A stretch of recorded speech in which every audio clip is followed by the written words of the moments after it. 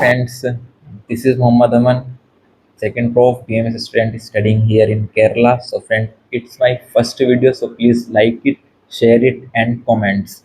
So friends, today we will discuss about BAMS. So जिस तरह से अभी आपने एडमिशन के लिए अपना डिसीजन ले लिया है, तो फ्रेंड्स अभी जो है हमको कन्फ्यूज़न होती है कि कॉलेज कौन सा सिलेक्ट करें, किस तरह से कॉलेज सिलेक्ट करें, कॉलेज सिलेक्शन के लिए क्या क्राइटेरिया होना चाहिए, क्या क्या फैक्टर्स हमको देखने चाहिए। तो फ्रेंड्स आज हम उसी के बारे में बात करने वाले हैं। तो देखो, जिस तरह से मैंने कुछ पॉइंट, कुछ फैक्टर्स, कुछ क्राइटेरिया देखे थे कॉलेज सिलेक्शन के लिए, तो वही चीज़ मैं आपके साथ शेयर करूँगा और जो है वही चीज़ आपको मैं बताऊँगा। तो देखो, बीएमएस के लिए देखो, सबसे पहले हमें देखना है एनसीआईएसएम का अप्रूवल। जिस भी कॉलेज में आप एडमिशन लेने वाले हैं, उसमें सबसे पहले आपको देखना है कि वो कॉलेज एनसीआईएसएम से अप्रूव्ड है या फिर नहीं। फिर चाहे वो गवर्नमेंट कॉलेज हो या फिर प्राइवेट कॉलेज हो, तो उसमें दोनों, मतलब गवर्नमेंट हो या फिर प्राइवेट कॉलेज हो, उसमें एनसीआईएसएम का अप्रूवल होना बहुत ज़रूरी है। तो इस चीज़ की इन्फॉर्मेशन जो एनसीआईएसएम है, ये क्या है, national commission for Indian system of medicine. तो इस चीज़ की इन्फॉर्मेशन आपको एनसीएसएम की वेबसाइट पर मिल जाएगी कि आपका कॉलेज अप्रूव्ड है या फिर नहीं। देखो, मेरे साथ एक सीन हुआ था कि जिस टाइम मैंने जिस कॉलेज में मैंने अप्लाई किया था, तो वो एनसीएसएम की वेबसाइट पे नहीं था। लेकिन मैं कॉलेज में फ़ोन करके पूछ रहा था कि सर, आपका कॉलेज, मतलब हमारा जिसमें एडमिशन ले रहा था, ये वाला कॉलेज एनसीएसएम की वेबसाइट पे तो नहीं दिखा रहा। मैंने जो तो फिर उन्होंने, सर ने मेरे को एक पेपर सर्टिफिकेट सेंड किया था, एक गैजेट था, तो उसमें पूरी इन्फॉर्मेशन लिखी हुई थी कि आपके कॉलेज, मतलब 60 सीट के लिए आपका कॉलेज अप्रूव हो चुका है एनसीएसएम की तरफ से। तो फिर मैंने कुछ टाइम वेट किया, 4-5 दिन जैसे कि, तो फिर वो एनसीएसएम की वेबसाइट पे भी अवेलेबल हो गया था। तो ये थोड़ा पेशेंस वाला था। तो इसमें क्या है, मतलब, तो ये इस तरह से कंडीशन बैठ सकती है। तो इस चीज़ के लिए आपको वेट करना होगा या फिर डायरेक्ट कॉलेज से कॉन्टेक्ट करना पड़ेगा। तो ये एक पॉइंट हो गया। फिर दूसरा पॉइंट अगर हम डिस्कस करें, तो वो है इन यूनिवर्सिटी का।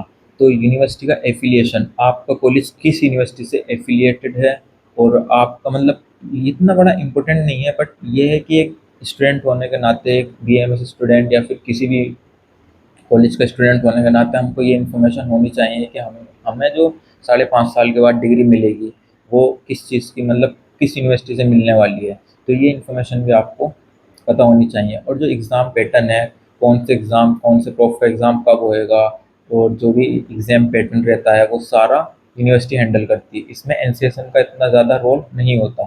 तो इस चीज़ की इन्फॉर्मेशन और इस चीज़ की अपडेट हमको यूनिवर्सिटी देती है। ये हो गया। फिर हम बात करेंगे प्रॉपर फैकल्टी। तो बहुत से कॉलेजेस में ऐसा क्या होता है कि प्रॉपर फैकल्टी नहीं होती है, तो उस चीज़ की हमको ये जानकारी तो कॉलेज में जा कर के ही पता चलेगी। क्योंकि देखो, अगर हम कॉलेज की वेबसाइट पे जाकर देखेंगे, तो वहाँ पे पूरी लिस्ट रहती है प्रोफेसर्स की। एक सब्जेक्ट के 2-2 3-3 प्रोफेसर के नाम लिखे होते हैं। लेकिन हम कॉलेज में जब एडमिशन हो जाता है, पता चलता है कि यार एक भी मतलब एक एक सब्जेक्ट के लिए सिर्फ एक ही टीचर है। तो उस चीज़ की इन्फॉर्मेशन हमको डायरेक्ट कॉलेज में जाना है, स्टूडेंट से बात करनी है, फिर वो जो, मतलब स्टूडेंट बताएँगे उसी बात का हमें यकीन करना है। क्योंकि अगर वेबसाइट के अकॉर्डिंग हम चलेंगे, तो वेबसाइट पे तो बहुत लंबी लिस्ट रहती है टीचर की, पूरी फैकल्टी की, और इतने प्रॉपर फैकल्टी हमको नहीं मिल पाती है। तो इस चीज़ का इन्फॉर्मेशन हमको कॉलेज के स्टूडेंट ही दे पाएँगे कि ये सब्जेक्ट के अकॉर्डिंग फैकल्टी है या फिर नहीं है। फिर अगर बात करें, तो वो है लैब की। तो लैब के जो इक्विपमेंट हैं, जैसे एनाटॉमी के लिए, डाइसेक्शन के लिए हमको कैडेवर की ज़रूरत पड़ती है, प्रैक्टिकल के लिए तो कैडेवर है या फिर नहीं है। फिर जो फिजियोलॉजी लैब है, तो उसमें प्रॉपर इक्विपमेंट है या फिर नहीं है। तो इस चीज़ की इन्फॉर्मेशन भी हमें जब कॉलेज में जाके हम विज़िट करेंगे, तभी पता चल पाएगी। तो कॉलेज विज़िट करना इम्पोर्टेंट है।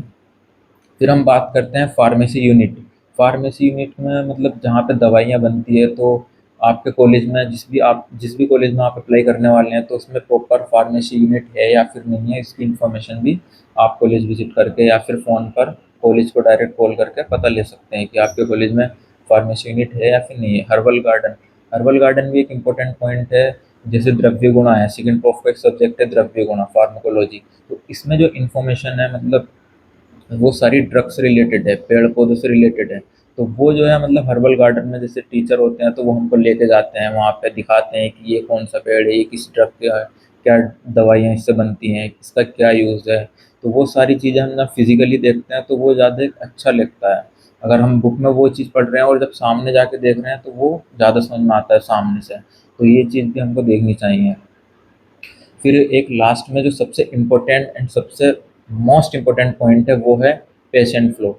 जिस भी कॉलेज में आप एडमिशन ले रहे हैं उसके कॉलेज का जो हॉस्पिटल है उसमें पेशेंट फ्लो कैसा है। तो ये सबसे इम्पोर्टेंट पॉइंट हो जाता है कि पेशेंट कितना आते हैं पेशेंट या फिर नहीं आते हैं। हमारे नॉर्थ इंडिया में जितने भी कॉलेज हैं मोस्टली कॉलेज में पेशेंट नहीं रहता है, तो इसमें बड़ी प्रॉब्लम रहती है। तो बच्चे क्या करते हैं, अपना एक अलग से हॉस्पिटल या फिर कोई क्लिनिक ज्वाइन कर लेते हैं। तो वो भी एक अच्छा है क्योंकि जब पेशेंट ही नहीं आ रहा तो कहाँ से क्लिनिकल एक्सपोज़र मिलेगा। तो अगर आपको अपने ही कॉलेज में आपके हॉस्पिटल में खुद मतलब वहाँ पे इतना पेशेंट है कि आपको बेस्ट क्लिनिकल एक्सपोज़र मिल जाए तो फिर क्या ही बात है। तो इस चीज़ की सबसे मतलब ये सबसे इम्पोर्टेंट पॉइंट है। इसकी इन्फॉर्मेशन आपको कॉलेज में जाके ही मिलेगी। आप हॉस्पिटल विज़िट करिए, डॉक्टर से बात करिए वहाँ पे। और क्या होता है कि बहुत मतलब जब ये नीट का एग्ज़ाम हो जाता है तो उसके बाद जो जिस भी कॉलेज में मतलब आप जा रहे हैं तो वहाँ पे क्या होता है कि पेशेंट डमी बिठा दिए जाते हैं। आस पड़ोस के लोग हो गए या फिर कुछ इंटर्न वाले स्टूडेंट रहते हैं तो उनको ही मतलब नॉर्मल कपड़े पहना करके बिठा दिया जाता है हॉस्पिटल में। मतलब जिससे कि जैसे बच्चे एडमिशन के लिए आते हैं देखते हैं यार हाँ इस कॉलेज में तो मतलब पेशेंट वगैरह भी आ रहे हैं, तो लेकिन वो जेन्युइन पेशेंट नहीं होते हैं। तो डमी पेशेंट में बहुत बार इस तरह से होता है, मैंने खुद देखा है। मैं बहुत कॉलेज में जाके विजिट किया था तो मैंने ये चीज़ नोटिस की थी। और फिर वहाँ पे जब मतलब इंटरेक्ट किया था स्टूडेंट से तो उन्होंने ही बताया था। तो ये चीज़ मतलब patient flow one of the most important factor for choosing any college. So thanks a lot for watching my video. Please like it, share it and comment and subscribe my YouTube channel. So it's my first video. So bye bye. Have a nice day.